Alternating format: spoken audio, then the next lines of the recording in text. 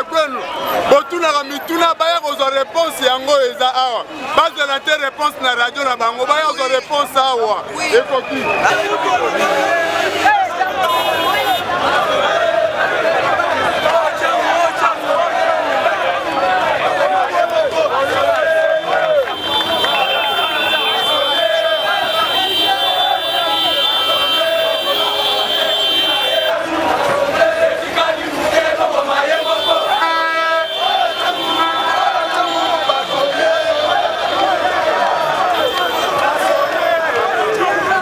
Comme vous tous vous êtes en train de le constater, aujourd'hui c'est un jour.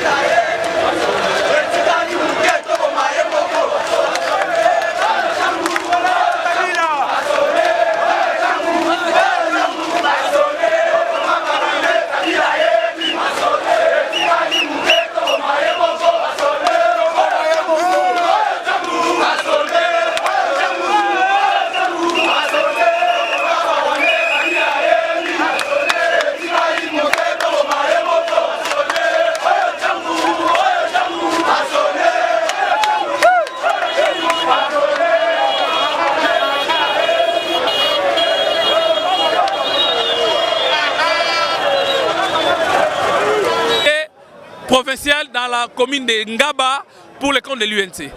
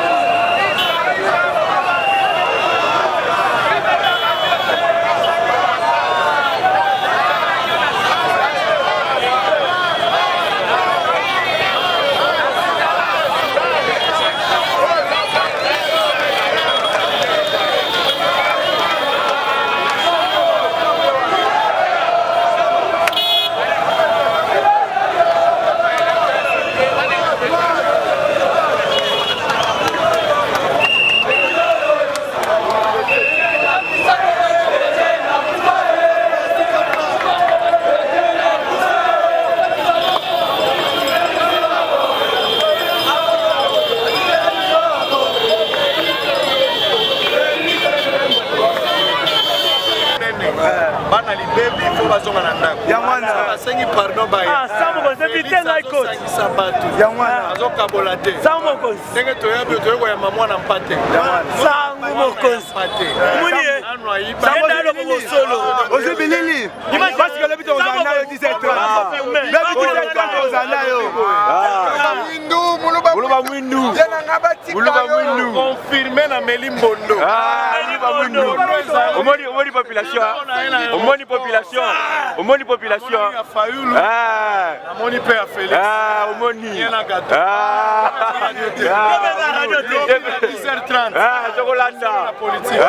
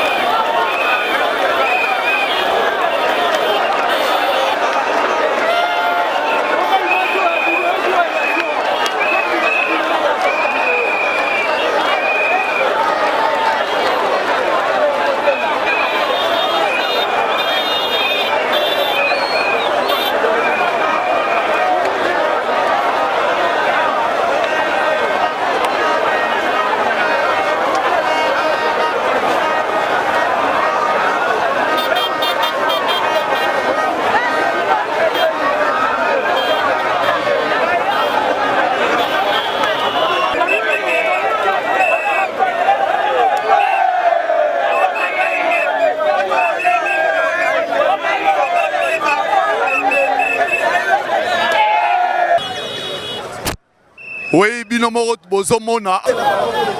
Comme je vous avais dit, Namboka Nyoso, ba artiste o bazaka na souci ya mboka, ba tele marapo na mboka. Je fais comme Alpha Blondy m'avait dit en Abidjan. Je fais comme Youssou N'Dour m'avait dit. Donc vous devez soutenir la voix et la personne qui a le souci du peuple. Et le souci du peuple, ça a commencé depuis le papa Etienne Tshisekedi wa Mulumba. A Koufi, a Tikaki ba konzimsu na IDPS. Mais population eponi Fachi. Ce qui papa Zaga vivant ba ngolo ba oh papa imposé moi na ye. Mais ils ont des populations, eponi base, eponi fachi. Yango lelo, Martin Fayoulou, okoka ko dirigeait Kin Boufté, un petit restaurant. Aux agents la station essence moko, au Kouaï, aux yeux Ekofin, au Matisi Biloko, aux yeux au trahir opposition pendant Kimbuta comme gouverneur. Un avoué na moko. Oye na IDPS local à moi na Likangu, moi na Mbanda. Toboko lui na IDPS Martin Fayoulou. Oye aussi sous complicité. Donc tu continues à trahir. Alors IDPS, Tolobi même la vita Kamerhe. Quand tu viens pour trahir, quoi il s'agit parce que IDPS nous sommes plus forts. Même moral. Alors, même moral, base. Yango lelo, et donc c'est prouvé au monde.